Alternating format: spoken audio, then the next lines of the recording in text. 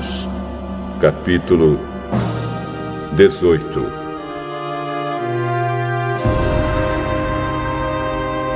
Depois disso, Paulo saiu de Atenas e foi para a cidade de Corinto. Encontrou ali um judeu chamado Áquila, que era da província do Ponto. Fazia pouco tempo que eles tinham chegado da Itália com Priscila, a sua esposa. Eles tinham saído de lá porque o imperador Cláudio havia mandado que todos os judeus fossem embora de Roma.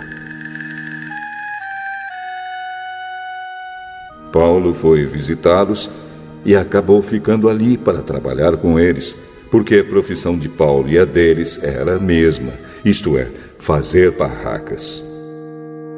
E todos os sábados ele falava na sinagoga e procurava convencer os judeus e os não-judeus.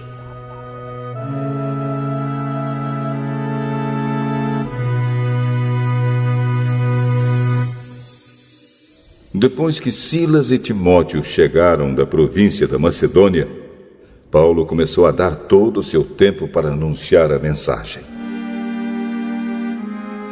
Ele afirmava aos judeus que Jesus é o Messias. Mas alguns deles ficaram contra Paulo e o xingaram.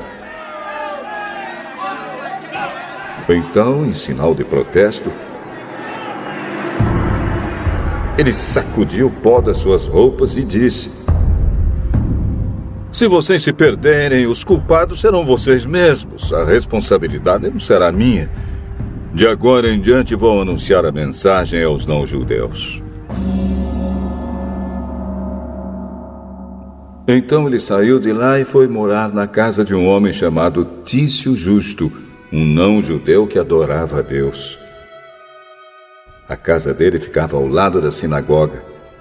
Crispo, que era o chefe da sinagoga, também creu no Senhor Jesus, e todas as pessoas da sua casa também creram.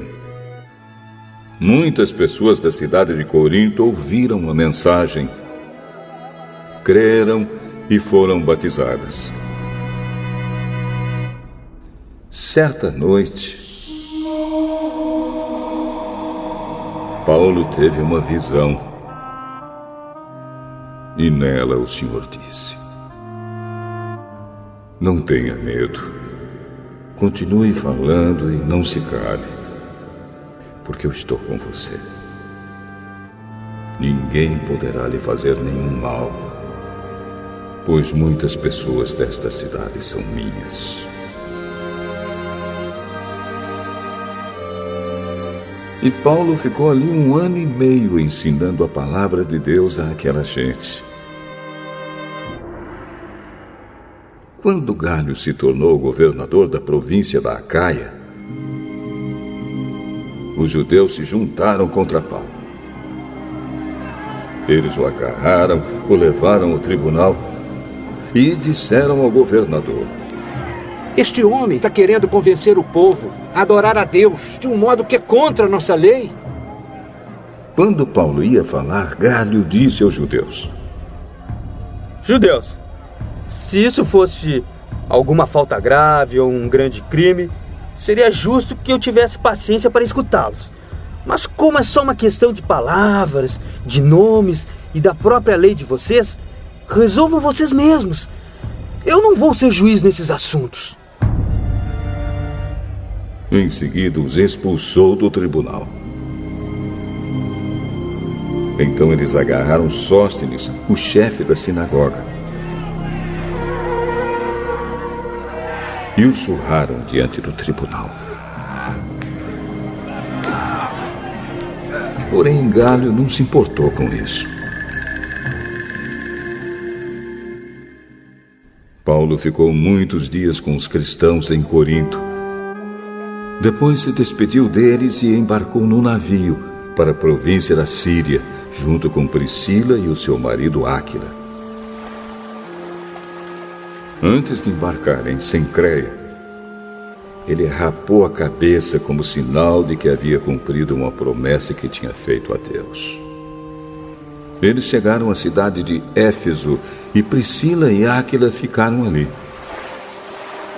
Paulo entrou na sinagoga e falou com os judeus.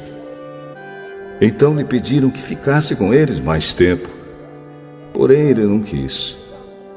E quando foi embora, disse: eu voltarei, se Deus quiser. Então Paulo embarcou e partiu de Éfeso.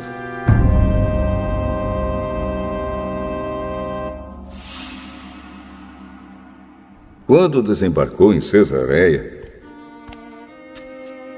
foi logo para Jerusalém. Ali ele fez uma curta visita à igreja e depois seguiu para Antioquia da Síria. Depois de ficar algum tempo em Antioquia, ele foi embora.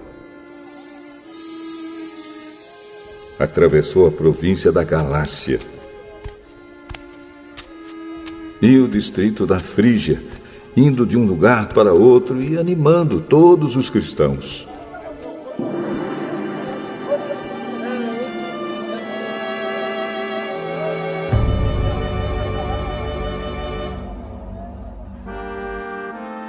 Um judeu chamado Apolo, nascido na cidade de Alexandria, havia chegado a Éfeso. Ele falava muito bem e tinha um conhecimento profundo das Escrituras Sagradas.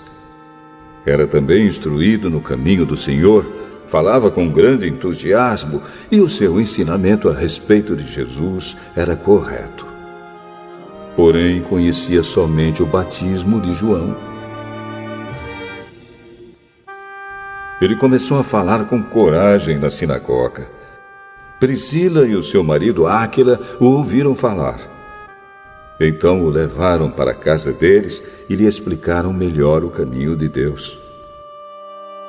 Quando Apolo resolveu ir para a província da Acaia, os cristãos de Éfeso o animaram e escreveram cartas para os irmãos de lá, pedindo que o recebessem bem. Chegando lá, ele ajudou muito aqueles que, pela graça de Deus, haviam crido.